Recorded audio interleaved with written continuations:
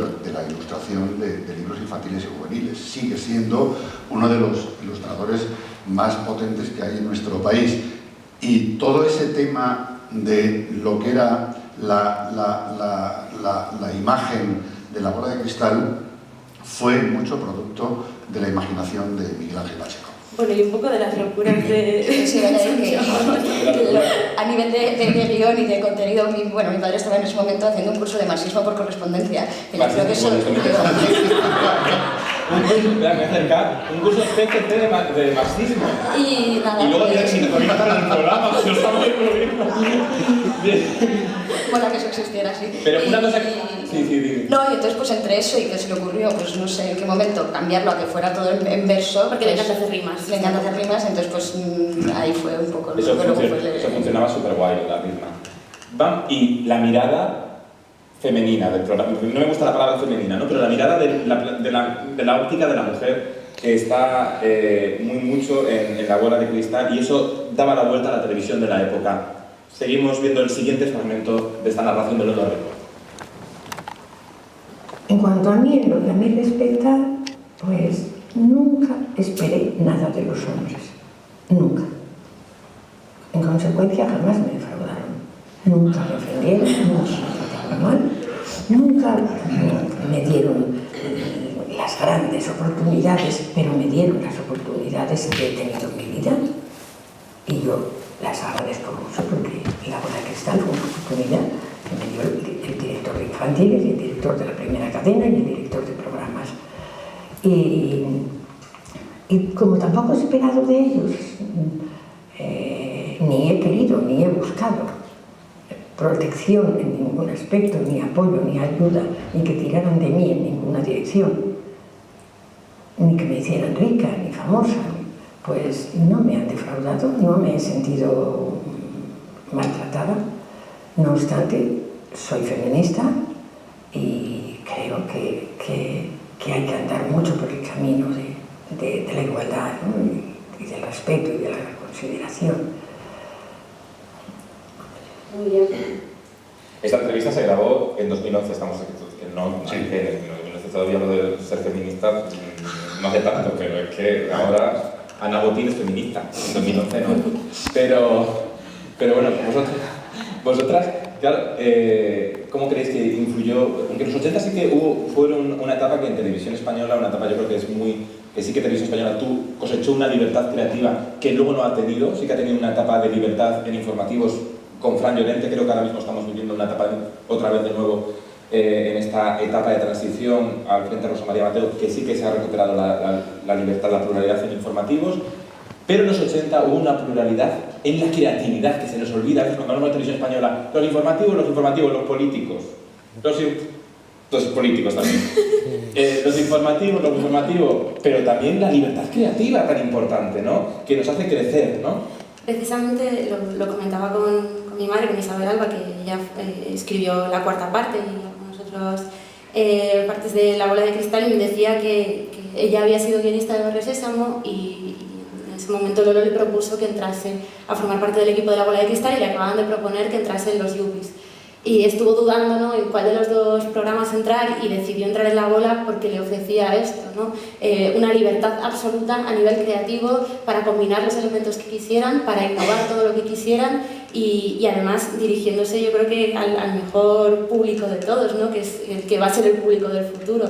También creo que supieron aprovechar esa ventanita que se abrió en un momento, pues, un poco de locura en muchos sentidos, y que luego se cerró, desgraciadamente. No tanto se abrió, sino que también, como ha pasado en todas las épocas, los infantiles, como era ese género menor al que nadie prestaba atención, y como en cada una de las etapas pues lo que había que hacer era renovar desde el punto de vista creativo, desde el punto de vista de contenidos, desde el punto de vista de libertad, sobre todo los informativos, que era la primera pantalla que se veía de cada uno de los gobiernos. Eso sigue pasando.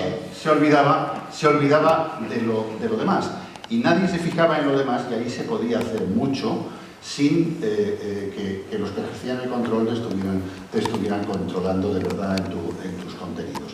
Porque no ha habido tampoco tanta libertad tanta libertad creativa en esas primeras épocas a partir del 82 del socialismo. No la ha habido mucho control. Lolo, ella misma lo ha contado en muchas ocasiones, que estaba controlada por muchas personas directamente, porque como conocían mucho la casa, sabían cómo había que controlar los determinados contenidos, y te podías escapar por eso de que eras un programa infantil o un programa juvenil sobre el que no se ejercía control. Y una cosa importante al hablar del feminismo de Lolo es que los que le hemos conocido, una persona que se llamaba Lolo Rico de Alba, que le abría muchas puertas, muchas. Ella en un momento determinado decidió ser Lolo Rico Oliver y trabajar y enfrentarse al mundo como Lolo Rico Oliver y no como Lolo Rico de Alba, que le abría puertas, y decir: aquí quien abre puertas soy yo y no el apellido de mi esposo. Y a partir de un determinado momento empezó a firmar libros, programas y todo lo que hacía como Lolo Rico Oliver, y eso yo creo que le honra mucho como mujer. Vamos a ver otro fragmento para ver cómo empezaba a darse forma al programa y llegar a los grupos musicales al programa. Curioso, porque yo tenía un peluquero, Carlos, que era un gran amigo, y entonces iba peinado muy moderna, pues llevaba el pelo de los colores y pues un peinado un poco menos convencional de lo que se llevaba hasta ese momento. Y fui un peluquero muy moderno. Y allí conocí pues, a Santiago Serón. Él me decía de los grupos que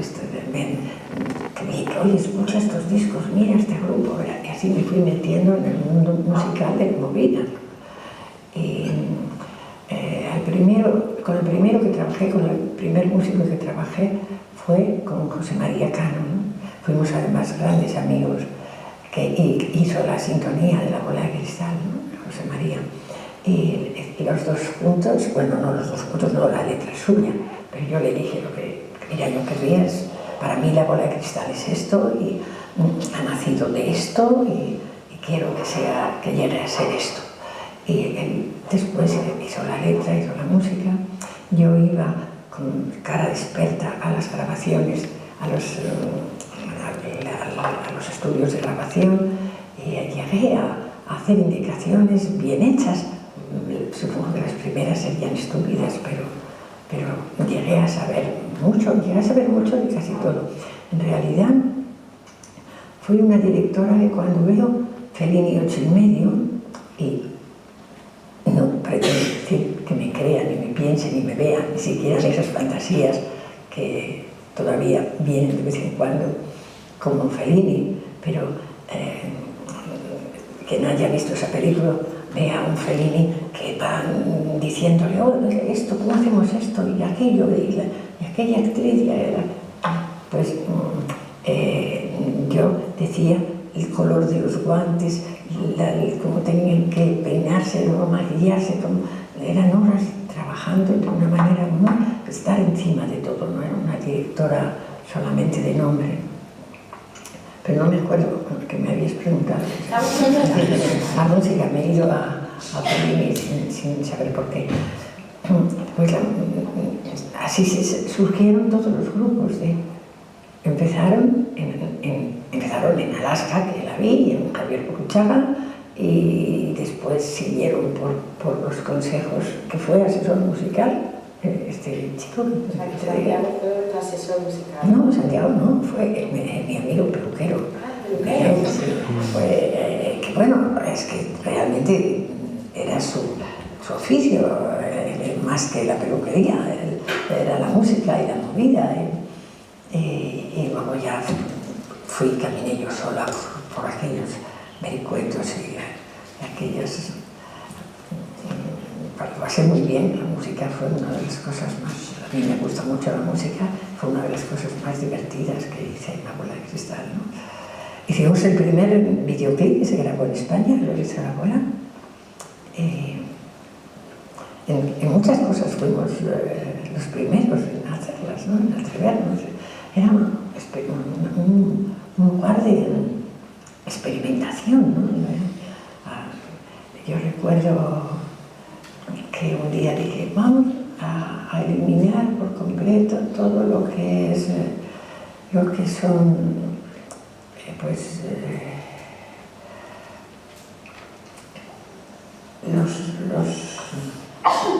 bueno, por favor, todo lo que es unidades de tiempo, unidades de, ¿cómo se llama? Sí, por favor. Ahí es tan importante. Los rasgos. Vamos a quitar los rasgos de tiempo y los rasgos de situación. Y bueno, por favor, vamos a hacer esto. Sí, vamos a quitarlos. Y hicimos una serie de espacios en los programas que me protestaban los editores, ¿no? El montaje, que a mí me apasiona lo que es el montaje. Y me protestaba, no, sí, va a salir muy bien. En efecto, veíamos que salía muy bien, ¿no? Y así podíamos estar inventando cosas continuamente. Y tocamos pues poesía, géneros literarios, arte, música, tantas cosas, ¿no? Hicimos tantas cosas. Hicimos tantas cosas, pues sí.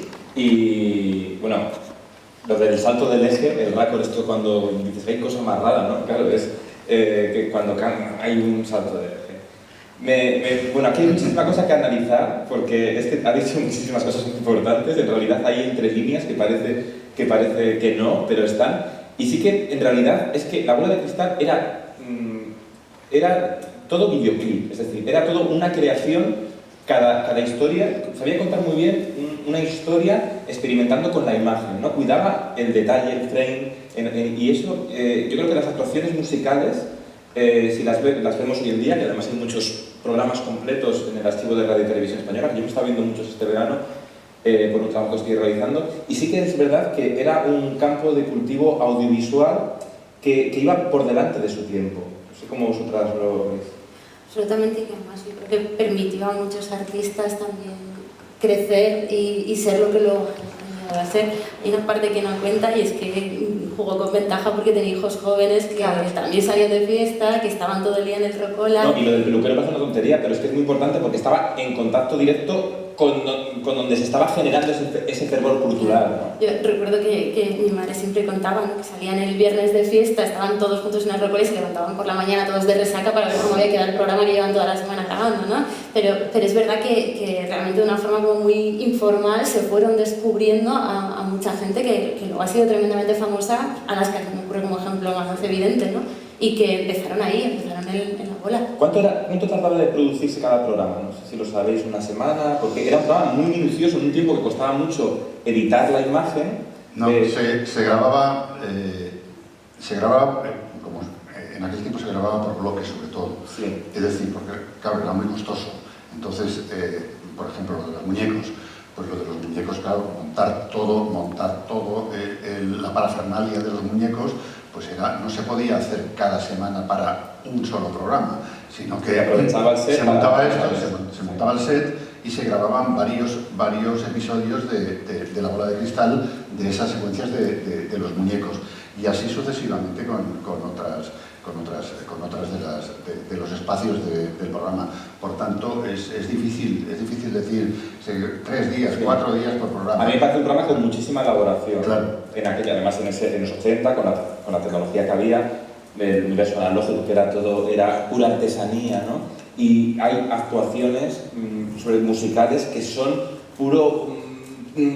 es que es como hacer una cosa al frame, es el detalle. Y que todo era real, porque en aquel tiempo lo que pedías, pues tenías que pedir la escenografía para que montaran un decorado para esto. Hoy en día es bastante más fácil porque hay escenarios virtuales y tú puedes pedir determinadas cosas y teniendo un croma, ahí puedes ponerle lo que quieras. En aquel tiempo había que hacerlo todo real y lo de los muñecos era muy complejo.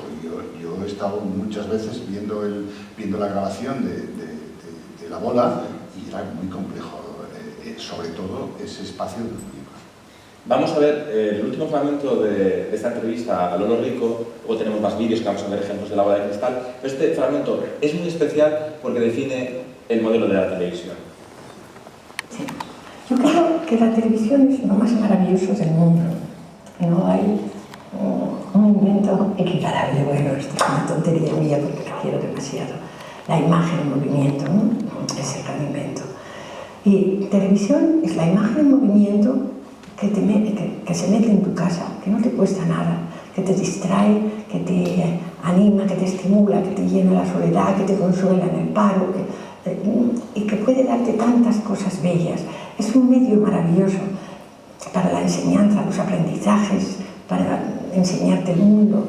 Tiene un lenguaje que es muy joven todavía y yo creo que aún no se ha perfeccionado, pero ahora que estamos viendo todo lo que está pasando en África y en Oriente Medio, de manifestaciones y cosas que las ves en directo, ¿no?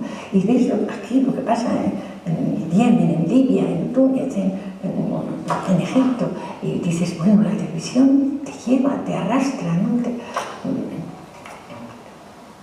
Pero ese medio tan poderoso es también un medio maravilloso de propaganda y también es un medio muy poderoso de sometimiento.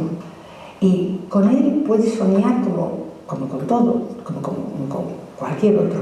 Puedes soñar en en dar a conocer el mundo a la gente. Hannah Arendt dice, conocer es construir el mundo, y es verdad.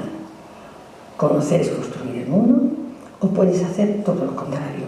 Los niños y los jóvenes son los más desvalidos, y la televisión no nos da aquello que puede darnos.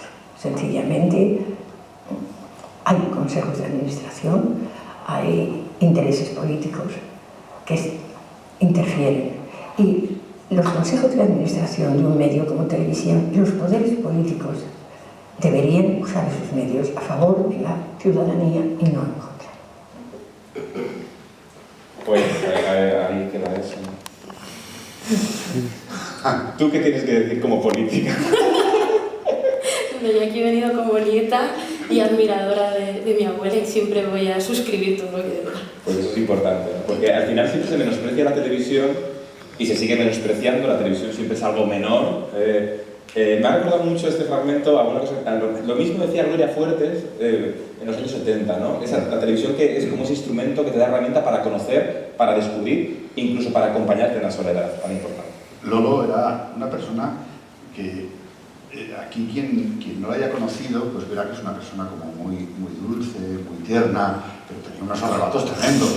Yo concretamente, yo he tenido, pues como con otros directores, pero entre ella y yo pues hemos tenido muchas discusiones, porque era una mujer de mucho carácter.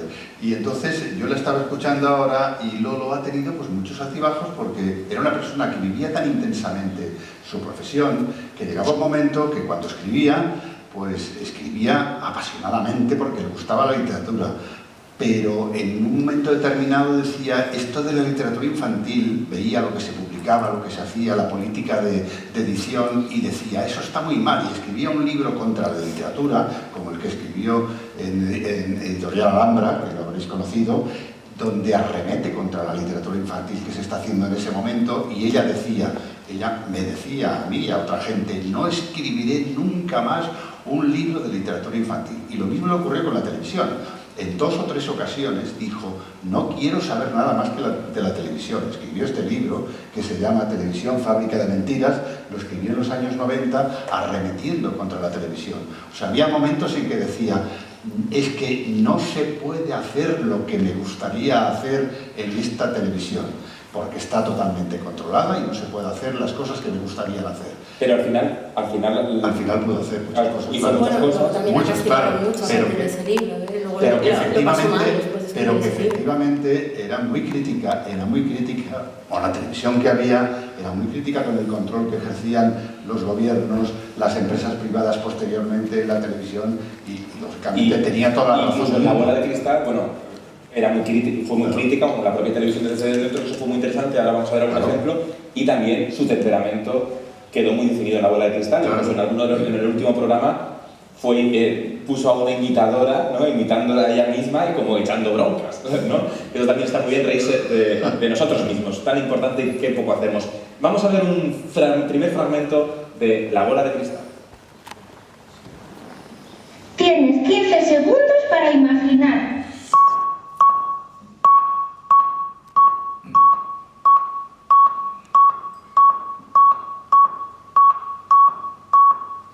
Si no se te ha ocurrido nada, a lo mejor deberías ver menos la tele. Bueno, esto me parece magistral, no lo siguiente, que es lo que otra cosa que dice nada. Decir, mucho. Me parece brutal por muchas cosas. Primero, lo que está haciendo pensar de que esto ya de apagar la tele, ¿no? Luego, tienes ahí 10 segundos, no sé cuántos segundos, con un plano vacío, que eso hoy cualquier directivo te dice por favor que se nos va la audiencia, ¿no? Y luego es un vídeo que me parece adelantado a su tiempo porque me parece una píldora perfecta para convertirse en viral en internet, ¿no? Porque La bola de cristal se estructuraba con muchos pequeños vídeos que son perfectos para lo que consumimos ahora como la televisión bajo demanda. Era un programa que podías ver completo o podías ver por partes, ¿no? Tenía unos bloques muy decididos, también por lo que tú comentabas antes, ¿no? Pero que se pueden traer perfectamente a la televisión bajo demanda de otra forma, ¿no? Bueno, ¿a vosotras cómo se inspira esto al ver esto de vuestra abuela? Es que estábamos comentando antes que precisamente una de las cosas que más pena nos dan es no haber tenido nuestra generación, ¿no? Un programa como La Abuela, no haber podido ver cosas así. Sí, ¿no? Comentábamos un poco que nosotros que somos de la generación del 15M, ¿no? Que un poco una de las cosas que yo creo que demandábamos era que se nos tratara también como adultos. No habíamos tenido de pequeños, no se nos había hablado, bueno, nosotras sí porque veníamos de esto, ¿no? Pero no se nos había hablado de política, no se nos había hecho pensar. Efectivamente. O sea, esto es una generación a la que sí. Y precisamente esta generación tuvo la oportunidad de consumir una televisión. Era un programa que daba armas para consumir mejor la televisión. O sea, daba al espectador el consumo crítico de la televisión, porque poder ver que no te tienes que creer todo lo que pasa en la televisión. Y estas píldoras además van cambiando. Cada día tenías una cosa borrosa que descubrir, ¿no? Pero eso ha sido como siempre una obsesión de Lolo, ¿no? El invitar a los niños a tener curiosidad, a reflexionar, a pensar, a hacerse preguntas, ¿no? Pero es que eso que decíais vosotros, que no lo habéis tenido, es que un día de repente aparecieron ya más televisiones, no solo estaba Televisión Española, y apareció, al haber competencia, apareció lo que se llamaba la audiencia. Había que tener audiencia. Y entonces decidieron las televisiones que ese horario de la tarde, que era un horario amplio, llamado horario de la televisión infantil y juvenil, pues desaparecía, porque había que dedicarlo a otros consumidores. Chicho Ibáñez Serrador en los 90 dijo, cuando llegaron los pilares, dijo que lo que iba a hacer la competencia es que todas las programaciones de las cadenas iban a ser la misma. Claro. Y realmente pero entonces de repente dijeron, ¿y los niños? Bueno, pues los niños, entonces a alguien se le ocurrió la justificación de decir, no, los niños la mejor hora es 8 de la mañana, porque cuando se levantan es cuando podrán ver algo de televisión. Y a las 8 de la mañana, que es probablemente lo que había en vuestra época, a las 8 de la mañana había dibujos animados, pero claro, solo se podía dar dibujos animados. A esa hora no se podía dar... Le tienes a meter haciendo gimnasia. Ya, pero no se podía dar un programa con contenidos como La Bola de Cristal o tantos otros como también había en esa época para llenar una programación infantil y juvenil. Y por tanto eso ya nunca más ha aparecido en las parrillas de ninguna televisión. Bueno, vamos a ver otro fragmento porque ya vamos justos de tiempo, no sé dónde está la consuegra, pero ya vamos muy... me van a echar y no quiero que me echen. Vamos a ver otro fragmento de La Bola de Cristal.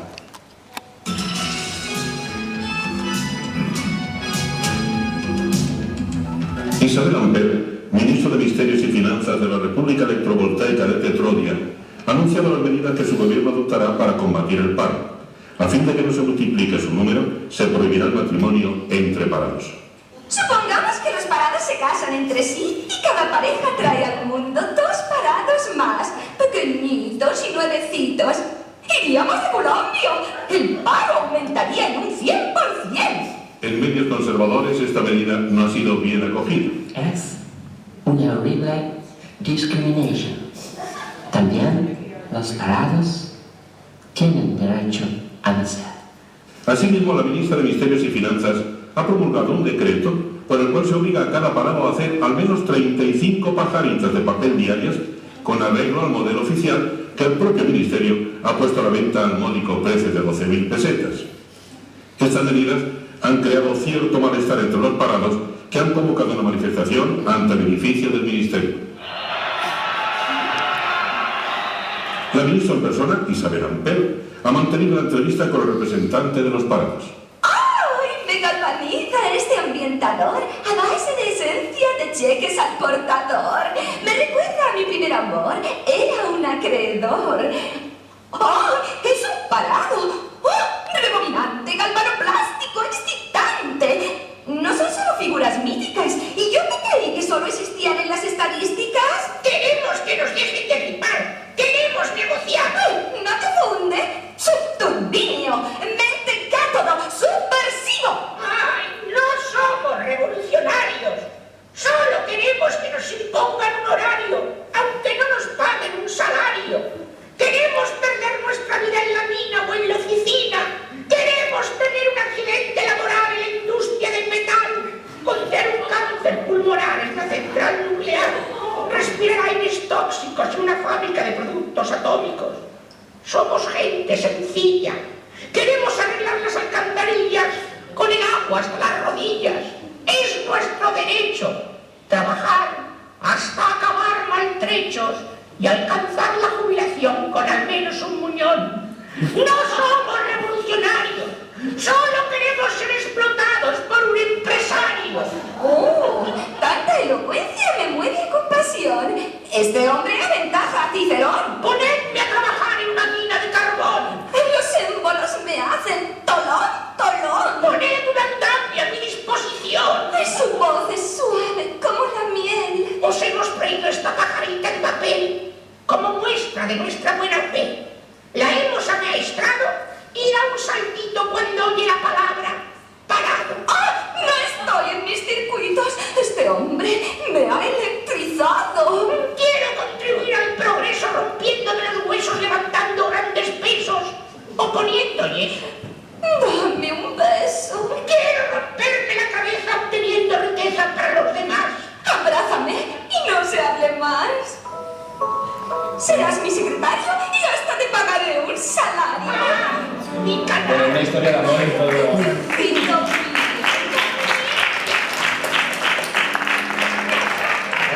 Que dura 3 horas el vídeo tampoco.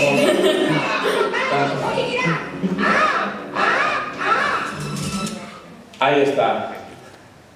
Esto hoy lo ve un director de televisión y dice, uy, que creamos un trending topic y nos echan. No, por favor. ¿No? Bueno, la misma frase mítica de la brujería, que no olvida el capital, y creo que la misma dice. La televisión española hoy, sí, vamos, estáis adoctrinando a los niños, ¿no? ¿Qué generación ha dejado la bola de cristal? ¿Cómo lo veis vosotros? ¿Esa generación de niños y niñas acabaron perturbados? Yo creo que soy de la época y no lo sé, sí, de acabé perturbado, pero también porque vino luego el Elsa Bater. Yo creo que están bastante sanos, ¿no? En general. Y sobre todo, hay una cosa muy bonita y que he visto en muchos casos, es que después han buscado la bola para ponérsela a sus hijos. O sea que en realidad hay más de una generación, no solo porque el rango de edad que veía la bola era bastante amplio, sino porque después muchos de ellos han seguido buscándola para transmitirla, ¿no? Entonces, muy traumatizados no creo que quieran. Eso solo pasa con Miliki y con la bola de cristal, lo de poner los programas. Oye, que si queréis hacer alguna pregunta podéis atacar, que estamos aquí para hablar todos. O sea, podéis hablar, preguntar, atreveros. Y vamos a ver otro fragmento, va. A ver qué esconde el ordenador. Pónmelo, pónselo. Amigos de grandes páginas de la historia, llegamos a otro gran acontecimiento de la historia de la humanidad. Su Majestad, la Reina de Troya, visita las nuevas fábricas del país. Soy un proletario, no me pagan mi salario y pese a todo soy un reaccionario. Hoy las ciencias se adelantan, que es una barbaridad. Y con ello progresa la humanidad. Son galvanoplásticas estas nuevas máquinas.